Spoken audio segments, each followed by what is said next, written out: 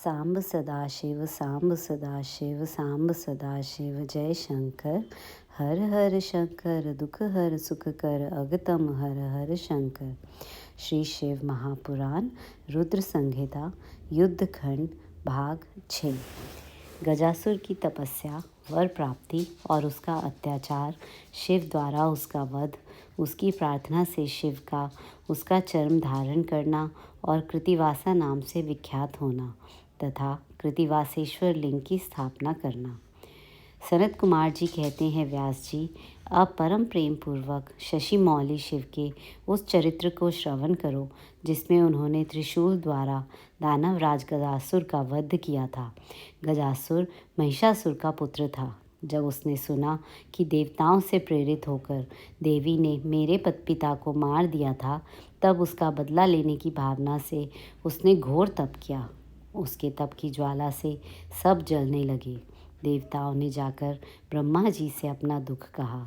तब ब्रह्मा जी ने उसके सामने प्रकट होकर उसके प्रार्थना अनुसार उसे वरदान दे दिया कि वह काम के वश होने वाले किसी भी स्त्री या पुरुष से नहीं मरेगा, महाबली और सबसे अजय होगा। वर पाकर वह गर्व में भर गया। सब दिशाओं तथा सब लोकपालों के स्थानों पर उसने अधिकार कर लिया।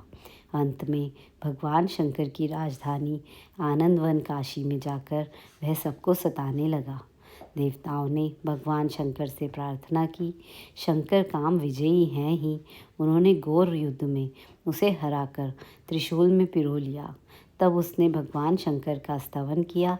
शंकर ने उस पर प्रसन्न होकर इच्छित वर मांगने को कहा। तब गजासुर ने कहा, दिगंबर स्वरूप महेशान, यदि आप मुझ पर प्रसन्न हैं तो अपने त्रिशूल की अग्नि से पवित्र हुए मेरे इस चर्म को आप सदा धारण किए रहें। विभो, मैं पुण्य गंधों की निधि हूँ, इसलिए मेरा यह चर्म चिरकाल तक उग्र तपरूपी अग्नि की ज्वाला में पड़कर भी दग्ध नहीं हुआ है। दिगंबर, यदि मेरा यह चर्म पुण्यवान ना होता तो रणांगन में इसे आपके अंगों का संग कैसे प्राप्त होता। शंकर, यदि आप तुष्ट हैं तो मुझे दूसरा वर दीजिए, और वह यह है कि आज से आपका नाम कृतिवासा विख्यात हो जाए। सनत कुमार जी कहते हैं, मुने, गजासुर की बात सुनकर भक्तवत्सल शंकर ने परम प्रसन्नतापूर्वक महिषासुर नंदन गज से कहा, तथास्तु, अच्छा ऐसा ही होगा। तदनंतर प्रसन्न आत्मा भक्त प्रिय महेशान उस दानवराज गज से, जिसका मन भक्ति के कारण निर्मल हो गया था, पुनः बोले। ईश्वर ने कहा, दानवराज, तेरा यह पावन शरीर मेरे इस मुक्ति साधक क्षेत्र काशी में मेरे लिंग के रूप में स्थित हो जाए। इसका नाम कृतिवासेश्वर होगा। यह समस्त प्राणियों के लिए मुक्तिदाता, महान पातकों का विनाशक, संपूर्ण लिंगों में शिरोमणि और मोक्षप्रद होगा। यह कहकर देवेश्वर दिगंबर शिव ने गजासुर के उस विशाल चर्म को ओढ़ लिया। मुनीश्वर, उस दिन बहुत बड़ा उत्सव मनाया गया। काशी निवासी सारी जनता तथा प्रथमगण हर्षमग्न हो गए। विष्णु और ब्रह्मा आदि देवताओं का मन हर्ष से परिपूर्ण हो गया। वे हाथ जोड़कर महेश्वर को नमस्कार करके उनकी स्तुति करने लगे। दुंदुभि निर्हार नामक दैत्य का व्याघ्र रूप से शिव भक्त पर आक्रमण करने का विचार और शिव द्वारा उसका वध। सनत कुमार जी कहते हैं, व्यास जी, अब मैं चंद्रमौली के उस चरित्र का वर्णन करूंगा जिसमें शंकर जी ने दुंदुभि निर्हार नामक दैत्य को मारा था। तुम सावधान होकर श्रवण करो। दिति पुत्र महाबली हिरण्याक्ष के विष्णु द्वारा मारे जाने पर दिति को बहुत दुख हुआ। तब देव शत्रु दुंदुभि निर्हार ने उसको आश्वासन देकर यह निश्चय किया कि देवताओं के बल ब्राह्मण हैं। ब्राह्मण नष्ट हो जाएंगे तो यज्ञ नहीं होंगे। यज्ञ न होने पर देवता आहार न पाने से निर्बल हो जाएंगे। तब मैं उन पर सहज ही विजय पा लूँगा। यूँ विचार कर वह ब्राह्मणों को मारने लगा। ब्राह्मणों का प्रधान स्थान वाराणसी है, यह सोचकर वह काशी पहुँचा और वन में वनचर बनकर समिधा लेते हुए, जल में जलचर बनकर स्नान करते हुए और रात में व्याघ्र बनकर सोते हुए ब्राह्मणों को खाने लगा। एक बार शिवरात्रि के अवसर पर एक भक्त अपनी पर्णशाला में देवादिदेव शंकर का पूजन करके ध्यानस्थ बैठा था। बलाभिमानी दैत्यराज दुंदुभि निर्हाद ने व्याघ्र का रूप धारण करके उसको खा जाने का विचार किया, परंतु वह भक्त दृढ़ चित्त से शिव दर्शन की लालसा लेकर ध्यान में तल्लीन हो रहा था। इसके लिए उसने पहले से ही मंत्र रूपी अस्त्र का विन्यास कर लिया था। इस कारण वह दैत्य उस पर आक्रमण करने में समर्थ ना हो सका। इधर सर्वव्यापी भगवान शंभु को उस दुष्ट रूप वाले दैत्य के अभिप्राय का पता लग गया।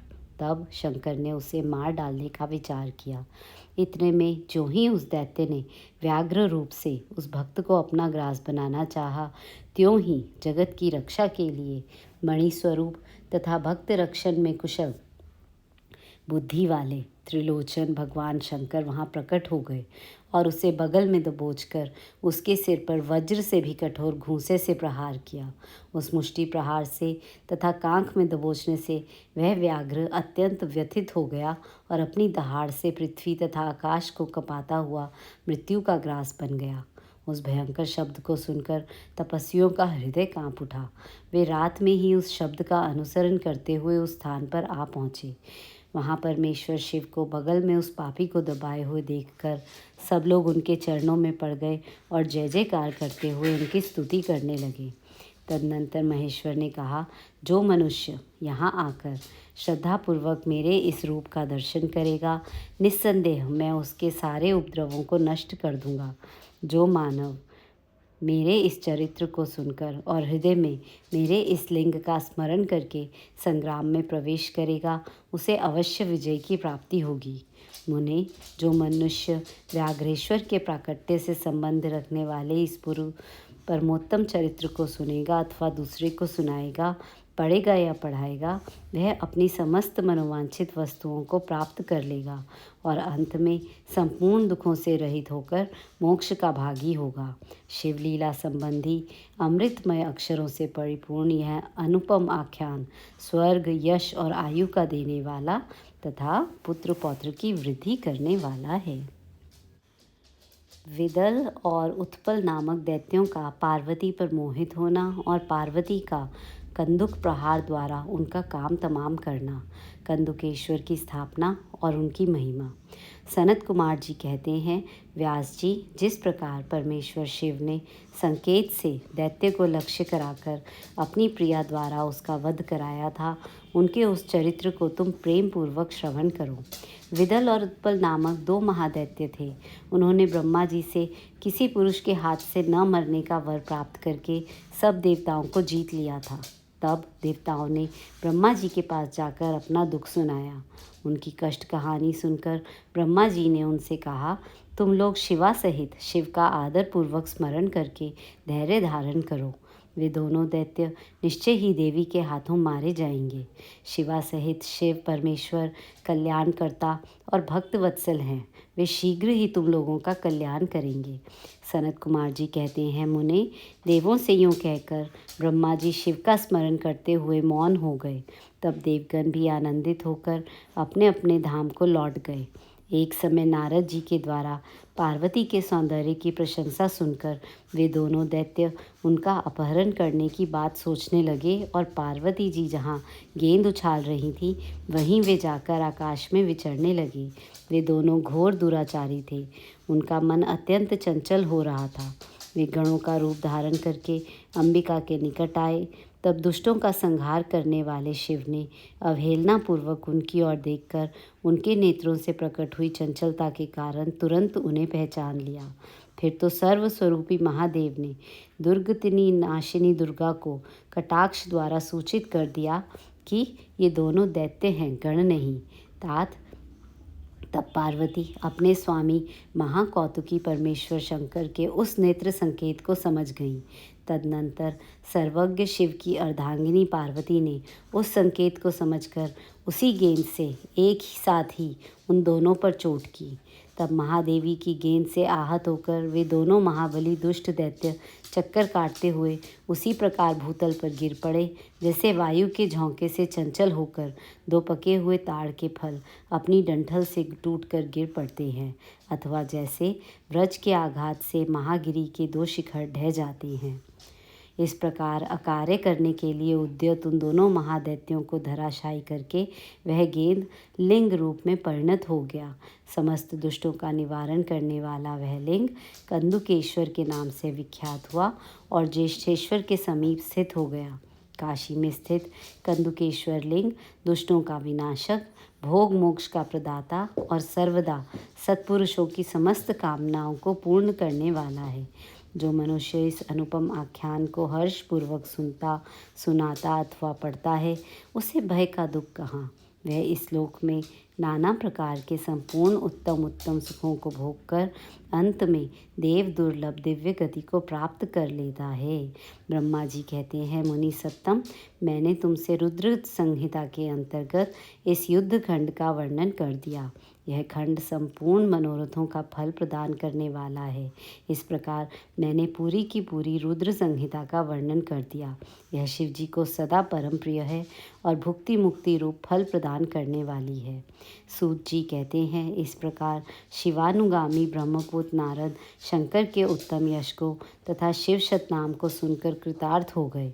यूँ मैंने संपूर्ण चरित्रों में प्रधान तथा कल्याणकारक यह ब्रह्मा और नारद का संवाद पूर्ण रूप से कह दिया। अब तुम्हारी और क्या सुनने की इच्छा है।